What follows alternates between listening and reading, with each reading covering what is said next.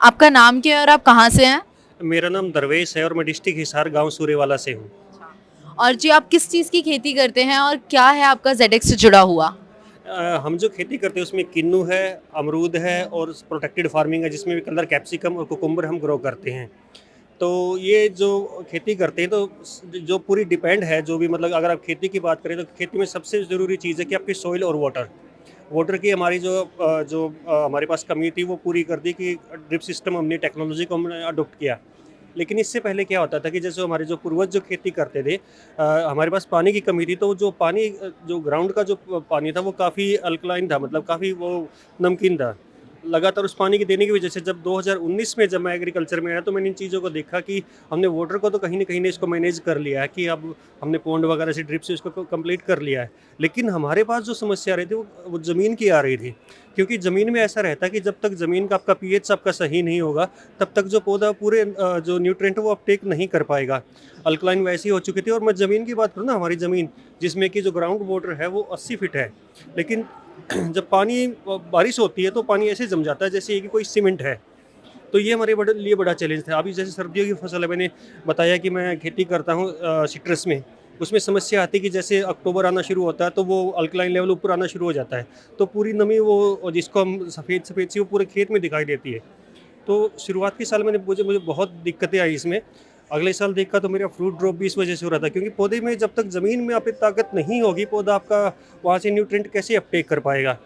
तो मैं काफ़ी परेशान हो चुका था। फिर मुझे ज़ायडोस के जो डॉक्टर साहब मिले, इनका जो प्रोडक्ट है रिवोल्यूशनरी प्रोडक्ट है, मतलब अमेज़िंग। मुझे मज़ा है इसको यूज़ करके। मैं लैंड की जिसकी बात कर रहा था, जहाँ पे मतलब पानी बिल्कुल नीचे नहीं जा रहा था। हमारे जो जिस पे हमने किन्नू वगैरह लगा रखी है या कुकुम्बर हम लगाते, वो बेड म मिट्टी बिल्कुल टाइट थी। बिल्कुल आप उसमें मिट्टी इतना भी आप उसमें उँगली नहीं घुसा सकते। लेकिन ये प्रोडक्ट यूज़ कर जब ड्रिप के माध्यम से हमने इसको चलाया, देखा कि वो 1 हफ्ते बाद वो भुरभुरी मतलब हो चुकी थी। ये दिखा कि हाँ, बिल्कुल अलग से ही फ़र्क दिख के आया है और जो मैंने आपको बताया ना कि जैसे हमारे जो प्लांट्स थे उसके अंदर फ्रूट ड्रॉपिंग या फ्रूट का छोटा रहना, ये बड़ी दिक्कतें आ रही थी। अगले साल से बार हमने उस साल यूज़ किया लेकिन इसके रिज़ल्ट काफ़ी लंबे हैं। ये नहीं कि एक बार आपको दिखाया और फिर आप चला गया, काफ़ी लंबे रिज़ल्ट है। अगले साल तक भी हमने नोटिस किया है कि पौधा अपने जो सॉइल से न्यूट्रिएंट ले रहा है और इसके जो फ्रूट सेटिंग है वो भी काफ़ी अच्छा है और उसके बाद फ्रूट ड्रॉप भी बहुत कम हो रहा है। पेस्ट और इंसेक्ट का अटैक भी मतलब वो पौधा झेल पा रहा है क्योंकि जब तक मिट्टी कमज़ोर है, पौधा कमज़ोर होगा तो इंसेक्टिसाइड और फंगिसाइड मतलब आप कितने यूज़ करते हैं, इससे हमेशा नुकसान ही होगा और किसान की जो कॉस्ट है वो बहुत ज़्यादा लग रही थी। ये उगना तो सॉइल से ही है। तो ये दिक्कतें हमारी जब दूर होगी, जब हमने इसको यूज़ किया ज़ाइटोनिक एम को। इस प्रोडक्ट में हमने बताया कि आपको इसने पीएच लेवल को भी सुधारा। जिस पीएच लेवल का हम बात करते हैं 8 साढ़े 8 जा चुका था, आज मेरे खेत का जो पीएच लेवल है 7 साढ़े 7 के बीच है। मतलब काफ़ी हमें इस प्रोडक्ट को यूज़ करने के काफ़ी बेनिफिट हुए।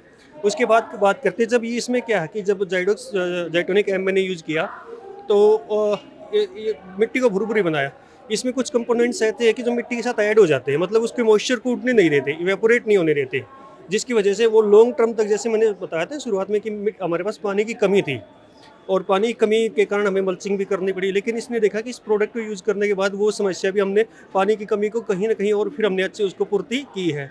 तो काफ़ी अच्छा मेरा अनुभव रहा इसमें मैंने इसको फिर मेरे पास जितनी ऑर्चर्ड्स थे ख़ास करके अमरूद में हमने इसको यूज़ किया, किन्नू में यूज़ किया है और फिर हमारे पास हमने जैसे आपने बताया कि हम प्रोटेक्टेड फार्मिंग करते हैं। आजकल बिल्कुल चलन चलो प्रोटेक्टेड फार्मिंग का। प्रोटेक्टेड फार्मिंग से हम यील्ड बाहर से 3-4 गुना ज़्यादा लेते हैं। जैसे अगर हम बात करें 4000 मेरे पास स्क्वायर मीटर में एक अगर मैं बात करता हूँ, एक मैंने नेट हाउस लगा रखा है, तो उसमें एक सीज़न में लगभग हम 600 से 700 क्विंटल तक खीरा निकालते हैं। जब नीचे से इतना निकाल रहे तो ऑब्वियसली ज़मीन में ताकत होनी चाहिए, तो बड़ी दिक्कतें थी। हार्डनेस ज़्यादा थी, शुरुआत की फसल ख़राब हो गई, बहुत महँगा स्ट्रक्चर था, बड़ी दिक्कतें आई। फिर इस प्रोडक्ट को जब से मैं यूज़ करने लगा, मेरा प्रोडक्शन बहुत ज़्यादा लेवल तक बढ़ा है और जो हार्डनेस थी उसको कम किया, जो पानी लीच आउट होता था जो वेट्स के बीच में वो नहीं होता है। इवन कि अब की बार हमने यूज़ किया इसको, तो हमने इसको हमारी जो जुताई का खर्च है वो भी बढ़ा है। पिछले बेड्स पे हमने फसल लगाई और उसमें चला दिया, ऐसा लगा कि बिल्कुल इसके जैसे दोबारा जुताई की गई है। 1-2 प्रोडक्ट और हैं इसके, जैसे मैं वर्मी कंपोस्ट का यूज़ करता हूँ, मैं मिट्टी से ही जुड़ा हुआ, तो मिट्टी मुझे बहुत पसंद है क्योंकि जब तक सॉइल में ताकत होगी, किसान के अंदर ताकत होगी, खर्चे कम होंगे और इनकम किसान की बढ़ेगी। वर्मी कंपोस्ट में यूज़ करता हूँ गाय मेरे पास है, तो बायोगैस मैंने लगा रखा है खेत में, काफ़ी लोग भी देखने आते हैं। तो वर्मी कंपोस्ट के काफ़ी अच्छे पॉजिटिव रिजल्ट थे, लेकिन डॉक्टर साहब ने बताया कि उनका जाइटो गोधन आता है। तो हमने क्या करते हैं, बिल्कुल एक साइंटिफिक रूप से हम इसको करते हैं। एक हमने बेड बना रखा है जिसके अंदर लगभग 1000 किलो हम गोबर डालते हैं। उसको अगर वर्मी कंपोस्ट से हम तैयार करते हैं तो लगभग हमें 3 से 4 महीने लग जाते हैं और वो धीरे-धीरे तैयार होता है। इसमें क्या होता है कि जब डॉक्टर साहब ने बताया कि आप इसी तरीके से आप गोबर को डालो और इस प्रोडक्ट को यूज़ कियो। हमने यूज़ किया तो उसमें वही जो 4 महीने वाली जो चीज़ थी वो 45 डेज़ में तैयार हो गई। और वो उसकी न्यूट्रिशन लेवल दिखने से ही पता चल रहा है। आज हमने बल्कि ऐसा किया कि जब इस मेले में आए तो उसको हमने माइक्रोब्स की एक्टिविटी भी चेक करवाई। तो काफ़ी अच्छा इसके दिखा कि ये तो उससे तो कहीं बेटर और समय भी कम लग रहा है।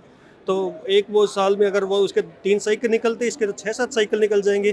तो एज़ एन एंटरप्रेन्योर भी इसको यूज़ करते हैं, इसको सेल करते हैं, तो इसका जो एफिशिएंसी है वो भी ज़्यादा है। वर्मी कंपोस्ट से लगभग मान के चलता हूँ कि डबल है।